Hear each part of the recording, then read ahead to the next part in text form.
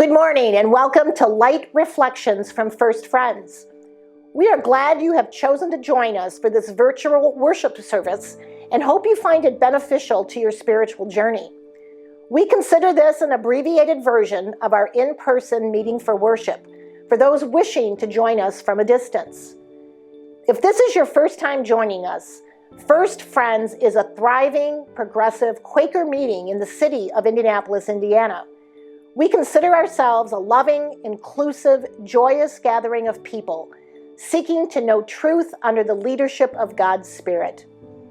All are welcome, no matter race, age, cultural background, sexual orientation and identity, marital status, physical and mental ability, family structure, or economic circumstance.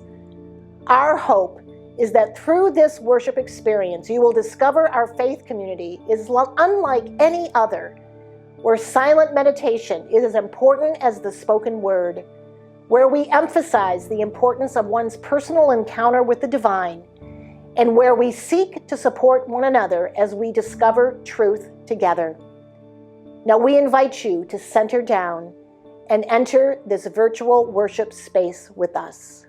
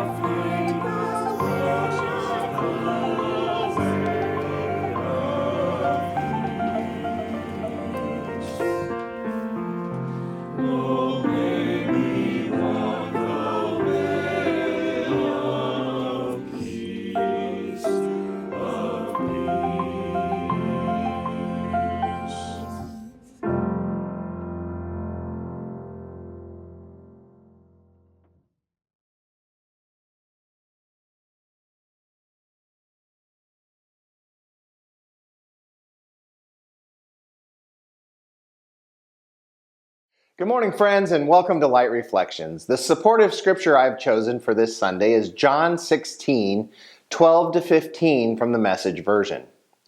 I still have many things to tell you, but you can't handle them now. But when the friend comes, the Spirit of the truth, he will take you by the hand and guide you into all the truth there is.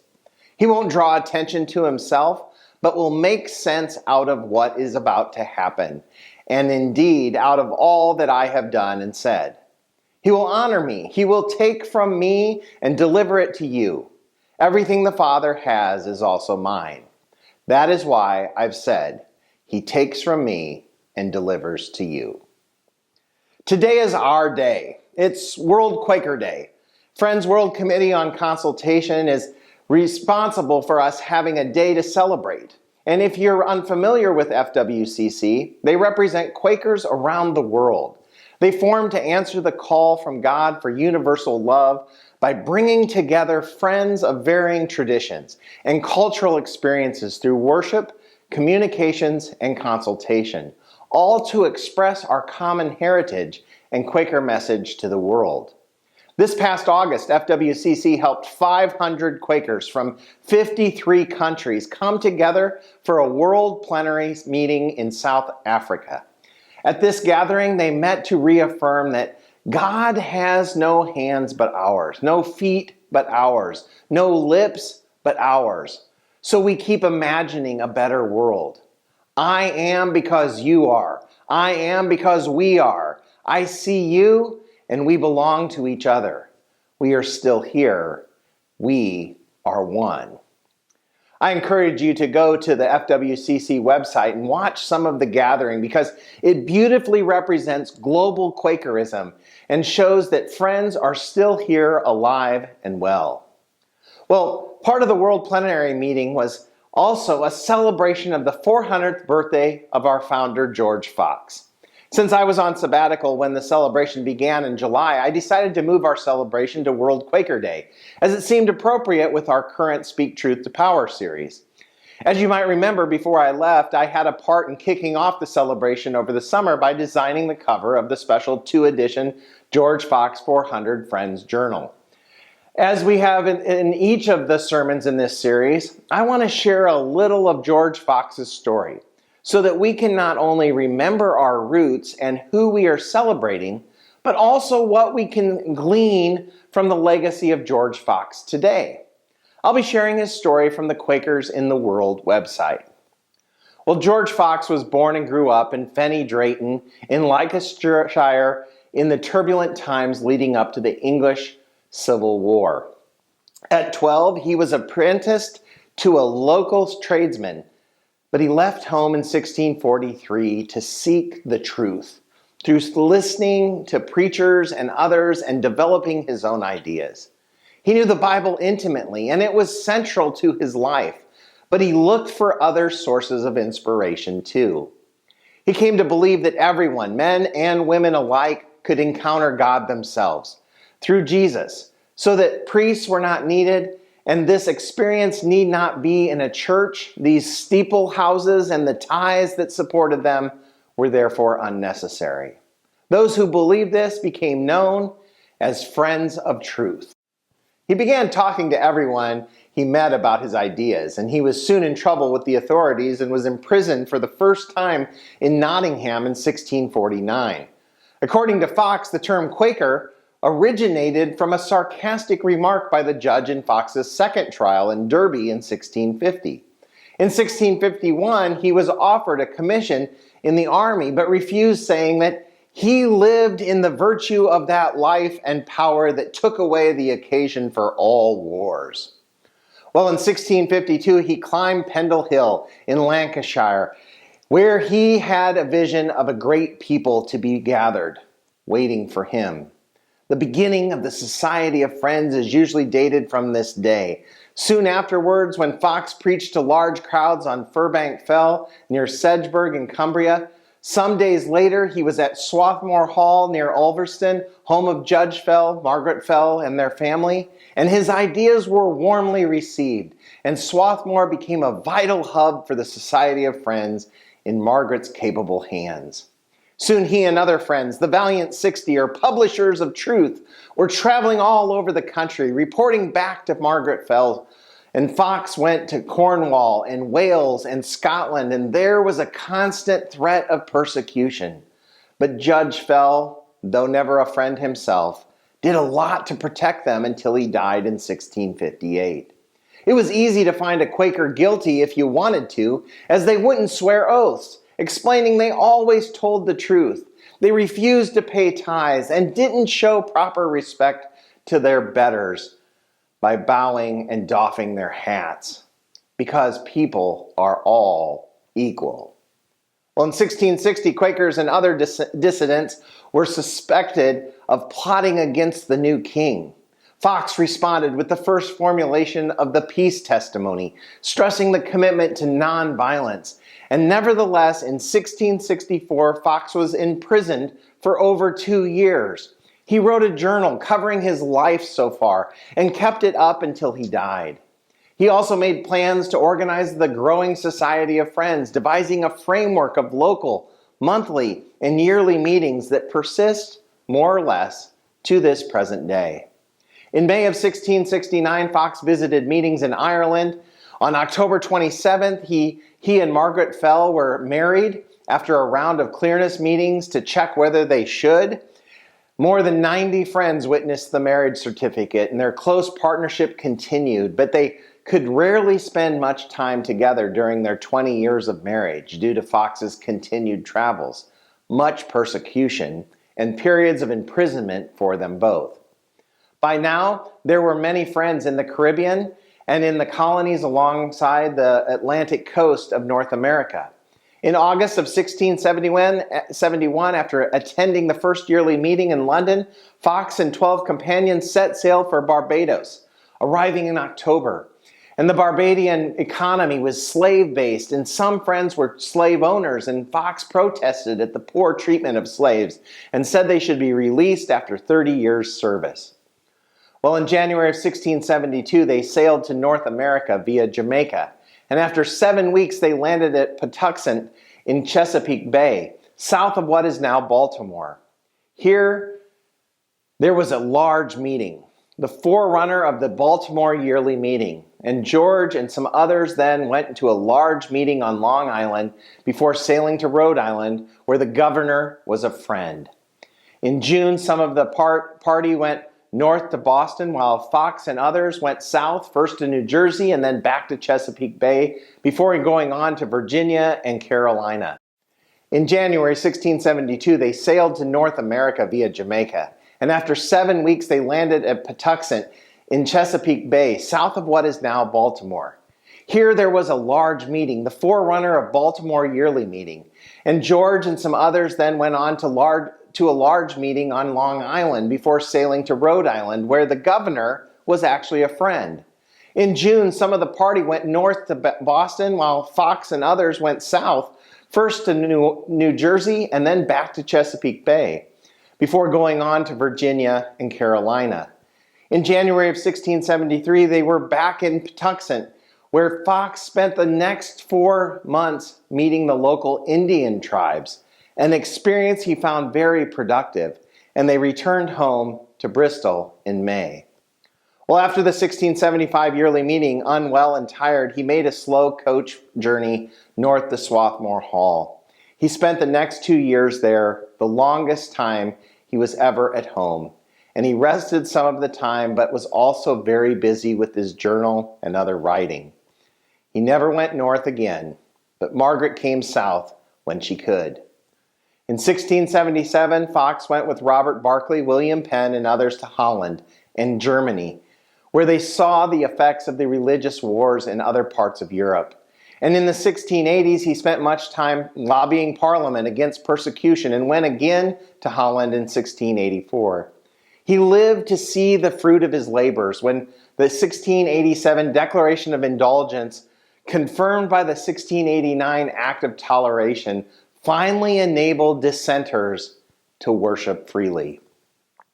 Several meeting houses were built before he died in London in January of 1691. He was buried at Bun Hill Fields, a nonconformist burial ground on the edge of the city of London. Well, clearly, we would not be here today if there were not takeaways from the life of George Fox and his vision. Yet I believe it's worth noting that Quakerism has never been about one man. Many friends enjoy reading the works of George Fox, but Quakers are not Foxists. Fox did not claim to be a theologian in the traditional sense, but rather alongside Margaret Fell, Elizabeth Hooton, James Naylor, and many others, he was a preacher and organizer who encouraged all to share the experience of the divine as revealed to them. The Society of Friends was born of the coming together of people who were questioning conventional Christianity as they gathered and journeyed on their spiritual paths. I find this fascinating because while being interviewed for the Quaker podcast a couple of weeks ago, I mentioned that First Friends has become a gathering of people who many found themselves questioning the faith they grew up within or had been traveling with and seeking a new journey or spiritual path. I remember when Megan Alderman and Andrew Hoff wrote their letter to Ministry and Council to seek membership. They wrote these words that were read at monthly meeting.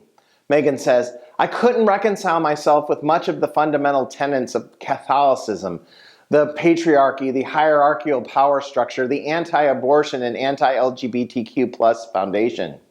During COVID, we floundered a bit spiritually, and it wasn't until we came out of COVID that we decided we wanted to try to find a spiritual community that felt more like home.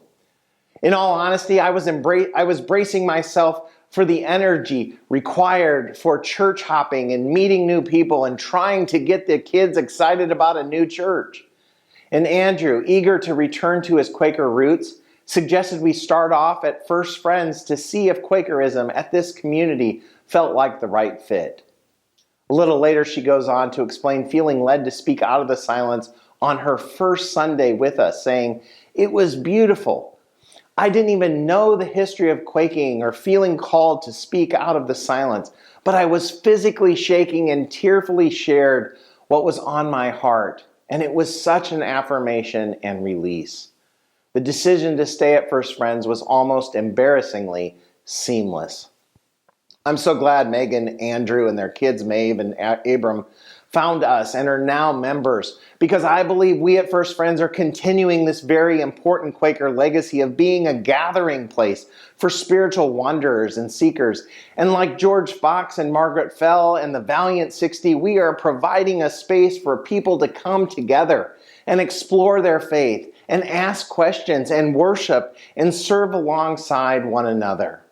It is the way of Quakers as spiritual people and community to exist in dialogue with one another and our forebears. And this also means there is no need to always agree with every word that George Fox or any other early friend spoke. We have to remember his context and the breadth of his understanding and theology at the time.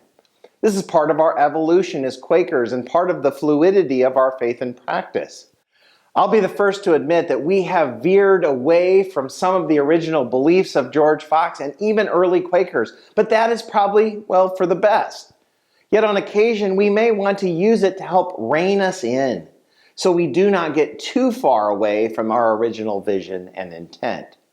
Take, for example, what I spoke of last week. We at First Friends have embraced music and the arts, and they play a much bigger part in our meeting than the first generation of Quakers, and many Quaker meetings still today.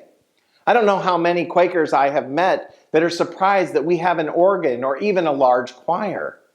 See, early Quakers rejected music as part of worship because they believed it was non-spontaneous and not in line with their values of simplicity and integrity. They also believed that singing together was often just parroting words rather than expressing true beliefs. And not only is an organ not a simple instrument, it can even be pretty loud. As well, early Quakers also rejected art, including having one's portrait painted, because they believed it was an act of vanity that put the focus on oneself above God. The irony that I painted a modern art portrait of George Fox for the cover of Friends Journal. Or take, for example, our celebration of religious holidays, especially Christmas for us at First Friends. George Fox would not have celebrated any special holiday. Birthday, Hallmark holiday, all on the basis that he believed every day to be the Lord's Day. Thus, none were set apart or special, but all equal. Again, I find it extremely ironic that I'm saying this as we're celebrating World Quaker Day and George Fox's 400th birthday. Clearly, as you heard in Fox's story, he dealt with mostly religious persecution and slavery. Yet today we have expanded that, and the top two things modern Quakers focus on are racial justice and environmental sustainability. Probably one of the biggest ways we've evolved is in our technology, and it's been fax machine and pager slow coming. Yet, thanks to the pandemic, we jumped up to the late 90s and now offer hybrid committee meetings and worship experiences. We offer light reflections of our worship in video, podcast, and email form each week. And we continue to connect through 3 social media sites on a daily basis with hundreds of people. Most of our correspondence is done through email. You probably even have a phone in your pocket that allows you to do all the above. This was unthinkable in George Fox's day.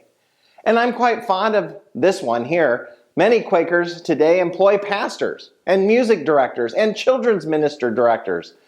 As well, I know many unprogrammed or silent meetings who also have paid administrators or program directors. This probably has George Fox rolling in his grave because he believed there was no need for pastors, that we all had direct access to God, and we do. But we also believe in pastoral care and education that George Fox often fulfilled for the gathering communities. Due to First Friends seeing our faith and practice as fluid and always open for question and debate, we have gone to some major lengths to expand our view of marriage and sexuality to include our LGBTQ+ friends, because we believe in equality of all people. Other than equality, I'm pretty sure George Fox did not address LGBTQ+ issues of his day. And probably the most controversial issue for First Friends would have to be that we have a steeple. Yes, George Fox would have called our building a steeple house and said it was unnecessary. But besides all of these changes, probably the most important legacy that George Fox left us and that we are still working to uphold are these words offered by George Fox in the mid-17th century. Be patterns. Be examples in all countries, places, islands, nations, wherever you come, that your carriage and life may preach among all sorts of people, and to them, then you will come to walk cheerfully over the world, answering that of God in everyone. I believe that sums up well our takeaway of George Fox. He was a pattern, an example. His carriage and life preached to an oppressed religious world, and yet he found a way to walk cheerfully and truly answer that of God in everyone he met. That's what we need again today in our world. And since then, many generations have answered that call. We would not be meeting currently if this was not the case.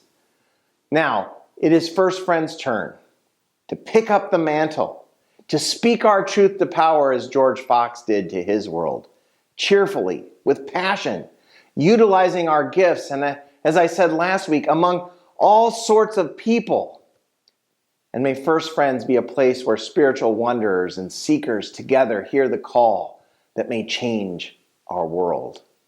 As we contemplate how we will answer this call, take a moment to consider the following queries. 1, which aspects of early Quaker tradition still speak to me today? 2, what aspects of Quaker tradition are most important to pass on to the next generation? And 3, if early Friends' actions were seen as radical and even cutting edge in their time, how am I responding to the challenges I face in the 21st century in a way that builds on Quaker insights?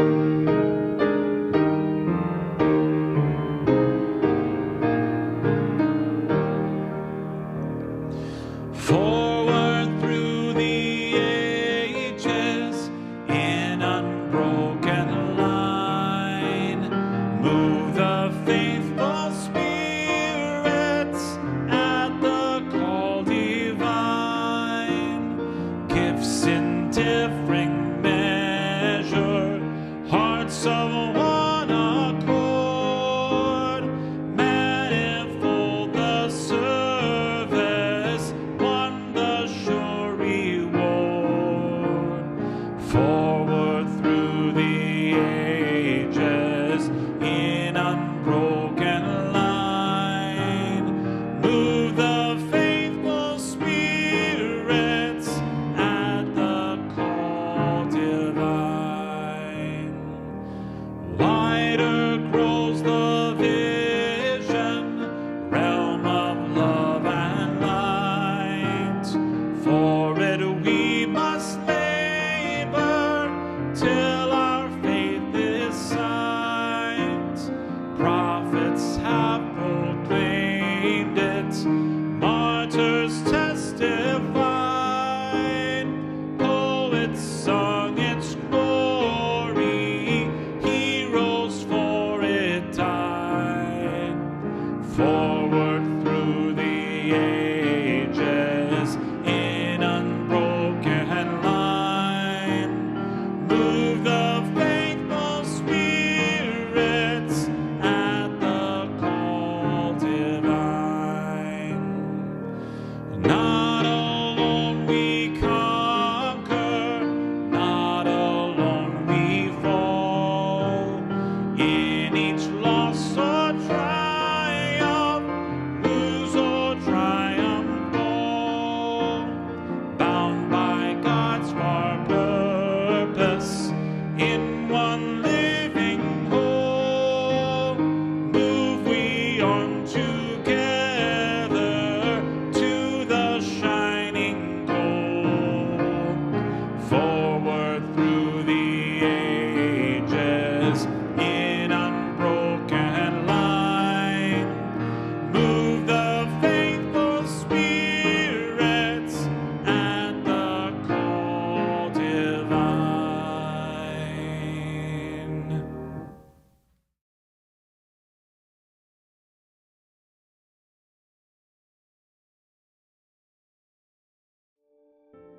We close this time of worship with a Quaker prayer. God, open our eyes and unstop our ears, that we may see your light and may hear your heartbeat, reflecting and resounding within our chests, in those of all our neighbors, near and far, in all creatures and plants, and in the ground we walk upon. When we finally are able to yield to the leading of your rhythm and flow, may we come to walk cheerfully over the world, answering that of you in all. Amen. Have a great week, friends.